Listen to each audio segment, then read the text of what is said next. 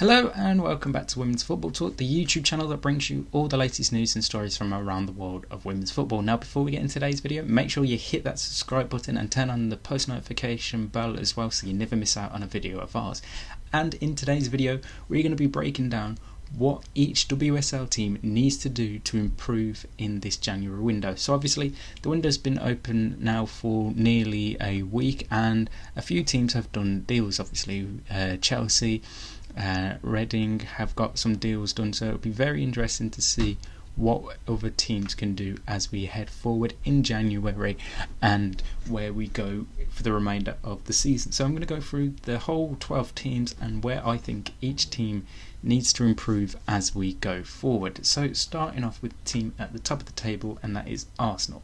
Now going forward, they've obviously been one of the best teams in the whole WSL this season, the top goal scorers so far with 30 goals, absolutely incredibly going forward, and even defensively they've been solid, only conceding 3 goals in their 9 games. However, they've had a few injuries, mainly to Leah Williamson, who's been their predominant player, out for the last about month and a half or so now, and I think that is something that the club need to look at going forward, is maybe bringing in someone that has got a bit of that defensive experience alongside her, because in the Champions League games, obviously against Barcelona and more recently their Hoffenheim game, they struggled defensively and looked at 6s and 7s, so I wouldn't be surprised to see Jonas Eidevall maybe go out and get another centre half to help with the cover at the back.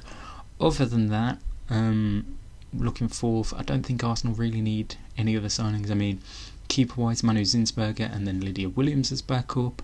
Midfield, I think it's absolutely perfect, and the forward line is again really working well so far this season. So I think it is just maybe getting like one defensive player and maybe someone in midfield. I'm not too sure who, mind you, but 1 or 2 players is what I think they would need to do in terms of going forth and making sure that they can capture the WSL title this season. And obviously going forth, they're playing obviously more games because they've got to play in the Conti Cup against Manchester United. They've also got to play their game against Wolfsburg in the Champions League, so it's about having as many players available for Jonas Eidevall and hoping that they don't get many injuries. And that is, and also the main thing for Arsenal this remainder of the season, is making sure that they don't pick up injuries, because obviously Leah Williamson has been the big miss for them at the back, but then you look at the likes of Tobin Heath, who hasn't really featured that much for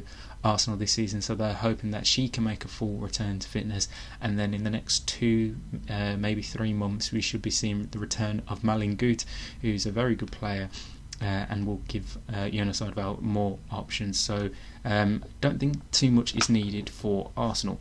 Then we look at Chelsea in second place. Again, they've already bought in Asalu Abdelina, Russian defender, again 20 years old. I think she'll be really good. Definitely one for the future, left back / left full back, which will be interesting to see how Chelsea and Emma Hayes line up when she's in the squad. Again, a team that I don't think really needs much in terms of rebuilding. Obviously you got the likes of Sam Kerr, Fran Kirby and Penilla Harder up front getting you the goals, and obviously you'll probably see more of Lauren James in the second half of the season. The midfield again is something that doesn't really need work, so I wouldn't expect to see Chelsea busy in terms of incomings. Maybe 1 or 2 players go out alone. I think maybe someone like Drew Spence maybe potentially get a loan out, or Anik Nowen to get more game time, as she hasn't really featured so much since joining in the summer. So I'm not expecting too much in the terms of incomings there at Chelsea. Then we go down to Tottenham in third place. Again, another team having a great season. Not much is needed there.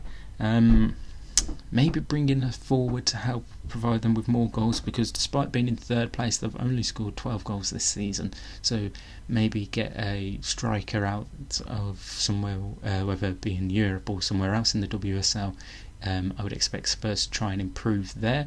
Then we go to Manchester United, again a team that are doing really well this season under Mark Skinner, but not much really is needed. I'd say a striker so that Alessio Russo isn't having to do much of the goals, and they have been obviously linked with Stina Blackstenius, who has most recently left BK Häcken after her contract came up at the end of 2021, so he's technically a free agent now. However, as of they've recording, there's been no official movement for her to join the WSL side, but I'd expect maybe one or two incomings there at Manchester United. Brighton next, again I'd say maybe someone sure up their defensive side of the team. Again, having a fantastic season in 5th, really fighting up there for that last Champions League spot between themselves, Manchester United and Tottenham, so I wouldn't expect too much to happen, changes at Brighton, but maybe get one or two players in on loan. Manchester City, now they are a conundrum because they've got quality players at their team.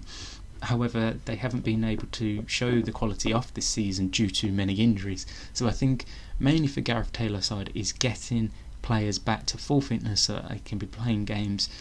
Obviously, you think of the likes of Ellie Roebuck, Lucy Bronze, Steph Horton, who have all missed an extended period of time through injury. So I think that will be the key for Manchester City going forward this season, is getting players fully fit and readily available for the second half of the season. And if they can't get Roebuck back soon, I think they might look at a goalkeeper, because obviously Karen Bardsley's also been injured, and third choice keeper Karima Tayyib has struggled in the games that she has played this season. So it wouldn't surprise me to see Man City maybe go out and get a goalkeeper and maybe someone up top to get some more goals in them this season. We then look at West Ham in 7th. Again, team, they're not having too bad of a season, not too much I don't think is really needed.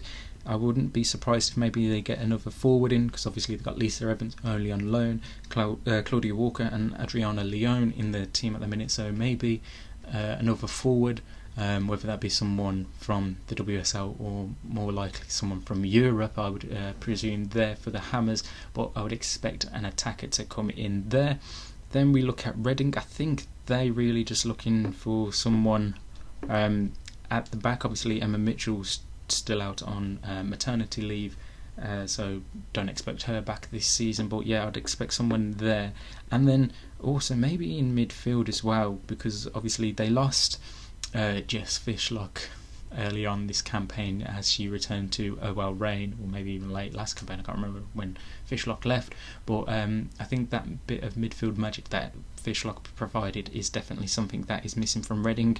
Everton, I'd say theirs is definitely defence, because Jean-Luc Vasseur side have conceded quite a lot of goals so far this season, and I think that is something they definitely need to invest in going forward. As we go down the table, Aston Villa, again, goals is something that's struggling for them. They haven't really got Alicia Lehmann firing or Emily Geinlich so far, so I'd expect maybe an experienced WSL striker to come through, and maybe a bit of help at the back as well, just to give Sarah Mailing a bit of help down at the back of the team. And then penultimately, Leicester City, I think they really need a goalkeeper in. Obviously Kirsty Lavelle is still out with her injury, and I think someone with WSL experience, whether that be on loan or to sign one of the older experienced keepers permanently, I think that could help Leicester going forth in the second half of the season. And I would say again, a striker, Jess Sigsworth has scored some goals for the Foxes this season, but they definitely need someone else, maybe a bit younger than Sigsworth, to help them move forward up the table. And finally, Birmingham City, they need a lot of help. I mean, it's not surprising that they're at the bottom of the WSL table, but yeah, I think I wouldn't be surprised to see Birmingham do quite a lot of investment. Nothing really position specific, but I think they do need help all across their squad. Whether they can get the investments to buy these players is another thing. Right, make sure you like, comment and subscribe as I said at the start of the video, and follow us on Twitter at WFTalk2020 to keep up to date with all the latest transfers news, whether that's the WSL or elsewhere in Europe. And we'll be back later on this week to preview the return of the WSL and the Primera Iberdrola over in Spain. So until then, make sure you like, comment and subscribe, and we'll see you soon.